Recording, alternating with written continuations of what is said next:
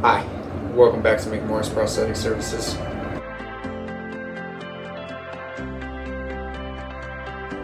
Today, I am down in Orlando at AOPA, and I wanted to talk about so everybody can move. And you know, I talked about this on the old channel, and I was planning on talking about it. Maybe not necessarily tonight, but you know, AOPA is the American like national conference for prosthetics, and so so everybody can move, everybody can move. They held like a little event tonight with the bill leads and people that are manning the front, and it was really powerful to be able to hear from, you know, lobbyists and advocates that have been working to get this bill passed in multiple states, and we're working on it in Utah and working to get it passed not only in you know a couple states but in every state, and then get federal laws passed as well. And I wanted to talk about it because like I said, I made it on the last channel, and I don't know if I really conveyed what it is, first of all, and why it's needed, second of all. And so let's give that a try. And I'm gonna try not to get emotional, because tonight I was bawling like a baby in a ballroom full of, you know, a couple hundred people, and it's an emotional thing that's really personal to me, obviously, but it's, you know, I feel like it should be personal to everyone to some extent. So prosthetics in general, right? I mean, man, this is gonna get me frustrated. So prosthetics, you know, I lost my leg when I was 21, and when I went to get fitted for my first prosthetic, they give you what's called a K level, and one day I'll go through breaking down K levels completely, but a quick rundown is a K level is your activity level.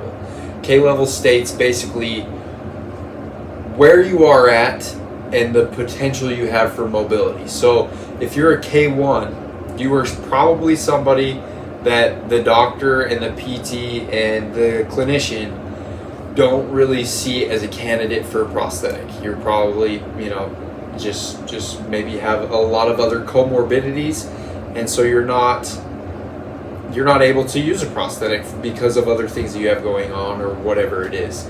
K2 is somebody that has the ability to use a prosthetic, but very minimally. Maybe they just need it to transfer from their bed to the wheelchair, or, you know, to get around the kitchen in the house, but they're not really going out into the real world. K3 is someone that is you know, ambulating regularly, and they go out into the real world and they need to walk on uneven, you know, ground and different types of surfaces, and go upstairs and ramps and all of those things, and that's K3. And then K4 is you know, the highest activity, where it's somebody that, you know, snowboards and hikes and does runs and does all of these things. But the reality of that is that we're all you know, there's some days where I'm a K1 and I don't want to put my leg on, and there's some days where I'm a K4, and some of that is because of the access I have to devices. And really, the access that I've gained to any device hasn't come from insurance. Like, my insurance paid for my first device and my second device, so those were expensive things my insurance paid for sure. But then I wore my second device for 10 years. I wore one knee for 10 years. And I mean, I was always changing and doing stuff, you know, testing things, whatever, but like, my device was the same device for 10 years. And the only reason I was able to make that device last that long is because I used to work for the company that made it at Prodior at Warapli A3, and like, I had friends down there that were the repair techs, and they would make sure that like I could get my knee repaired whenever I needed it. So I stayed with it because I did not have the means to buy myself an X3 or anything, really. Like, I didn't have the means for a long time. And, you know, for about, I don't know, 4 or 5 years after my accident, I lost who I was. in a lot of ways. And I think a lot of people go through that of, you lose a piece of yourself, and it's a tough adjustment. That doesn't mean that like my days were doom and gloom every day. Like I had good days and bad days, same as I do now. And I made the most of my situation, but I lost who I was. And a lot of that came from what So Everybody Can Move is trying to solve. And so Everybody Can Move is a bill that is being introduced in certain states, or is passed in some states, or is working to be introduced in other states. It's a national movement that there are advocates and advocate teams in every state that are working on lobbying with legislatures to get this bill passed. And what this bill does is pays for extra devices for amputees. So like I said, I got my K level designated as a K3, because if my prosthetist, when I first lost my leg, marked me as a K4, which I probably was or was close to, then the insurance would have come back and said, Alec is so active that he can get by with a lesser device. He doesn't need the top device. He can get by on a device that is, middle of the road, and we only have to pay out 30 grand instead of 60 grand. And he can do life with that. That is all that is medically necessary for him. And so my prosthetist marked me as a K3 and got me the knee that I actually needed.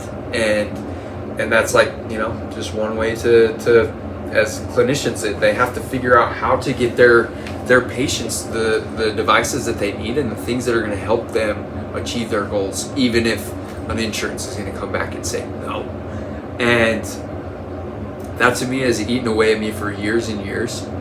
And then on top of that, just that alone, like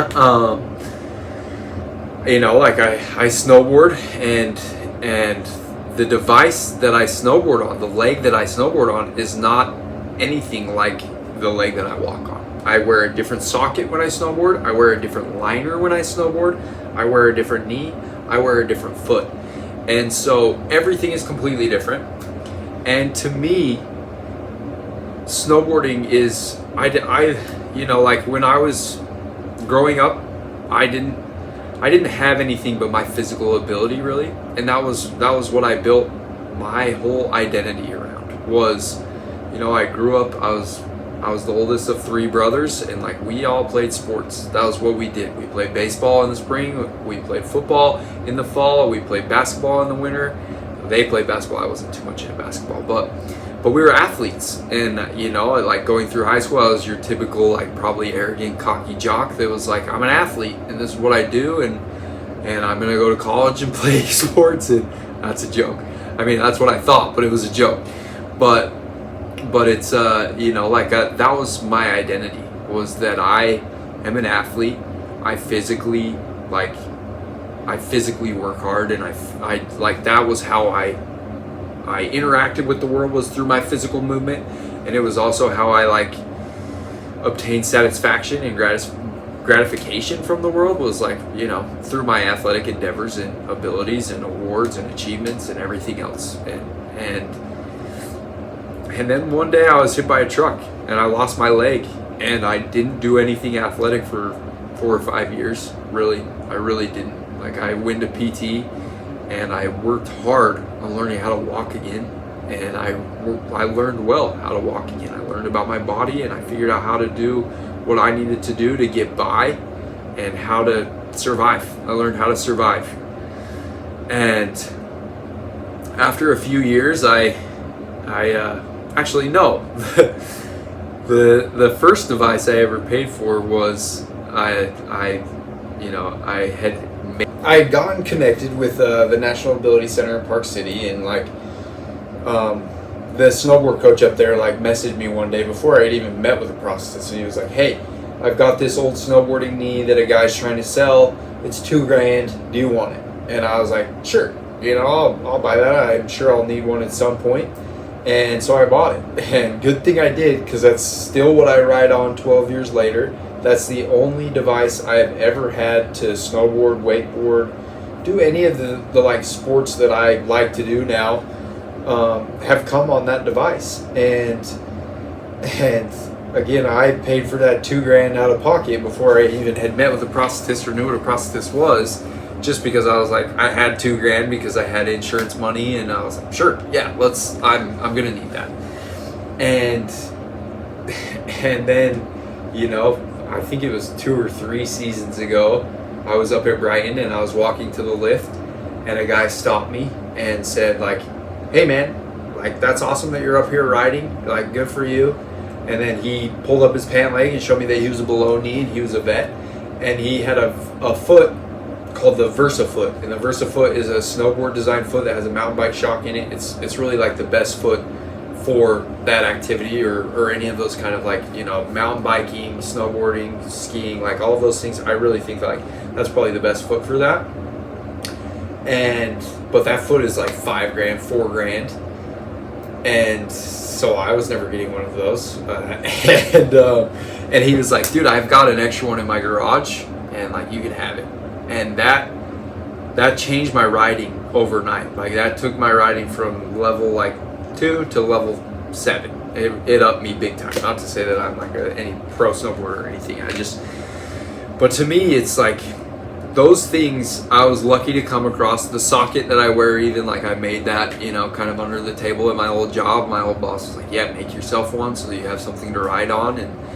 And like I was saying earlier, I didn't snowboard still. Like, I had a knee, and I had like not the Versa foot, but I had a foot that I could ride on in a socket that I was trying to figure out and stuff.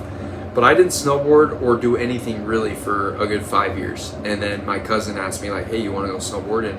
And I think I told her like, yeah, I've been a few times, let's give it a rip. But I went and tried it one time, and there was one time I almost slid right off like the edge of a cliff, but didn't. And that day really wasn't too bad. We had a good day.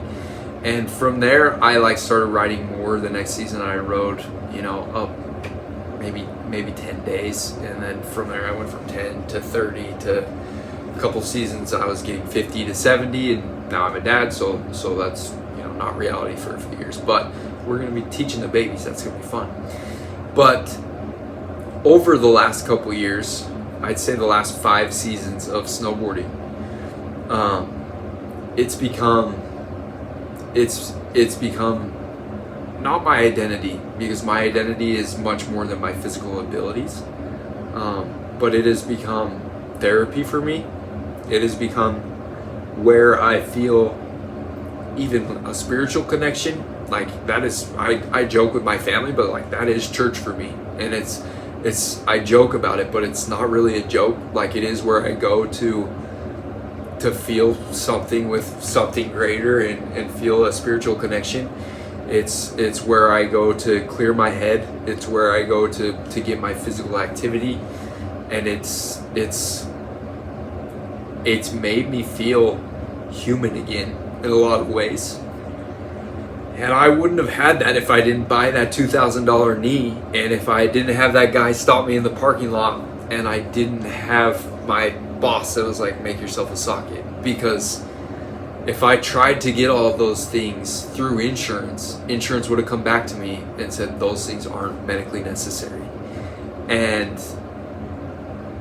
who knows, honestly, like, this isn't hyperbole or anything like that. I don't know where I would be or who I would be if I couldn't snowboard. If I couldn't ride, I would be a lot different of a person, for sure. And like, maybe that sounds, to somebody that doesn't have something like that, maybe that sounds a little crazy, but it is like, man, that to me is such an outlet, and it's such a resource and a tool, and I use it so many different ways, and it benefits me in so many different ways, and it helps me feel connected to my old self. It helps me feel connected to my future self. It helps me feel connected to my kids. Like, me and my wife got engaged at the ski resort. Like, that's where we fell in love with each other. Like, like, if I didn't have that device, if I didn't buy that thing for $2,000 and scrape by and like piece things together over the last decade, I've been piecing things together, what would I be doing? Like, I really don't know. And So Everybody Can Move is a bill that pays for extra devices for amputees. not extra walking devices. So I mean, and those are needed too, and that's coming. Like that's, I feel like that's next on the checklist. So like, let's get this done, and then let's move to, you know, other things that need to be solved in this community. But think about the amputees that you see out in your daily life. Like maybe you've seen 4 or 5, you know, if you don't know an amputee personally, and you see them maybe in the gas station or maybe on the street or whatever it is, and how many of them look like me? How many of them have access to the things like I do? Probably not many, you know. And so everybody can move is about building that community up. Not, yeah, me, but everyone in this community. Like, we are human beings, and being told that something isn't medically necessary. If you were anybody else, if you're just a normal person with all of your limbs, and this was an analogy that they gave in the event tonight, and it was awesome. I'm going to say it all the time now because it's, you know, like, if you don't know an amputee, everyone in your family is healthy, good, great. You have a kid or you yourself are like, I'm an athlete and I play my sport. My sport is volleyball. And one day I was out playing volleyball, I tore my ACL, and so I couldn't play volleyball for a couple months. But I went to the doctor. The doctor recognized that my ACL was torn. They repaired my knee. They gave me a brace. They gave me rehab, and insurance paid for all of that. And now I am back and I can play volleyball again. It's amazing. I've worked hard to get back after my knee surgery, but I'm back on the court and I can play volleyball. But think if instead of your knee getting, you know, the ACL torn and you just have to have your ACL repaired, think if, okay, I was on the basketball or on the volleyball court and I had a pretty serious fracture and I ended up having to have my leg amputated. And the hospital did my surgery. They paid for rehab. They paid for the surgery. They paid for the braces. They paid for, you know, all of the mobility devices that I needed to get around the hospital, to get around my house. They gave me a wheelchair. They gave me a walker. And they even got me a prosthetic. But then to get me back on the volleyball court, they said that is no longer medically necessary. That's pretty hard to hear for anyone. I don't care if you were an athlete before. I don't care if you never were an athlete. I don't care if you just want to go for a walk with your grandkids. Like, all of us deserve to move. So everybody is not it. It's so everybody. My body can move, and I should have access to the things that allow me to move the way that I want to move. And that is just the tip of the iceberg, for real. Like this, there are a lot of things that could be better for amputees in America, but it's very frustrating. You know, like I said, medically necessary. I can't think of a thing that is more medically necessary for me than snowboarding, other than my family. Like my wife and my kids. Other than them, I can't think of something that is more medically necessary than me snowboarding. Like, it's not a physical, you know, medical need, but my emotional health, my mental stability, my spiritual strength, all of those things come from snowboarding. And like, mental health is a much bigger issue in America than movement, you know? So to me, it falls under a much bigger umbrella, and it should be treated as such. But again, most people and most legislatures don't understand what our life is like, and so that's why we need to do a better job of educating people on the reality of the situation. The reality of the situation, plain and simple, is like, if you have both your feet and you go for a hike, you put on a certain pair of shoes, and you wear those shoes on your hike, and then you come home, and then you got to go to the store. You're probably going to change your shoes and put on different shoes. Then you come home and you got to go to church the next day. You put on different shoes to go to church, right? You have a different pair of shoes for every situation that you're in. That is what being an amputee is with their legs or their hand, you know, whatever it is. It's like, I can't wear this device to snowboard on. I have to have a different pair of shoes to put on a snowboard. I have to wear my snowboard boots, and I have to wear my snowboard leg. And so understand that. And if this is something that is, no, not if this is, this should be something, if anybody watching this you know, like you should feel like you should get involved. I'm just being genuine of like, this is the bare minimum of like just treating people like human beings. And so if you'd like to get involved, you know, it doesn't take much. Like just all, you know, a lot of times all that we're looking for is just a signature or you know, a minimum letter or a phone call to your representative, and just letting them know that you support so everybody can move, and that you hope that they support so everybody can move as well. And really, like, if you go to the websites or you know, like in Utah, there's a designated Instagram page and things like that. If you look at those things, it'll give you all of the details specifically of like how much money it'll cost in each state and everything else, and where they've got it figured out. Because like in Utah, it won't cost anything. It won't cost anything to the state. Like in the grand scheme of things, it's you know, drop in the bucket. But it would improve so many lives, and it would benefit so many lives. And it's like, it's the right thing to do. Like I am so lucky to have access to the things that I have access to, and there are so many more that don't have access to those things just because it's not medically necessary. And you know, maybe if they had access to it, it would become something that was more prevalent in their life. It would become something that was medically necessary because it became an outlet, like snowboarding has become for me. And so if you're watching this, you know, reach out to me. I'll help you figure out, like, if you're in a different state, I'll help you figure out who you need to get in contact with to support the bill in your area. But support the bill and do what you can to back it and to educate others on it. Because yeah, the amputee population is small, but you know, we could and should have more access to things. And I think that if any one of your family members experience the things that we experience and that we're told like that's not medically necessary, you would feel how we feel about it. And if you're an amputee watching this, you know,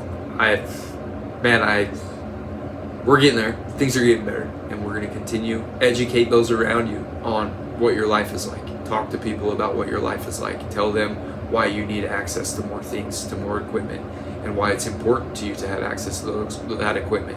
Why it is medically necessary for you to be able to move, because that's a medical necessity for all of us. And I'm going to try to take a chill pill and go to sleep tonight. But I know this is a longer video, I'm rambling, but I really think that it's like needed. I think that me maybe taking more time and explaining all of this and how important it is to me is necessary for the movement. And I just want to continue to grow the community and help out however I can, and hopefully this is helpful. But yeah, if you're somebody watching and you're interested in getting involved, reach out. McMorrisProstheticServices@gmail.com, or just make a comment on the video, and I'll reach out to you for sure, because again, this is needed. This is needed big time. All right, I think that's it for tonight. We'll see you next time.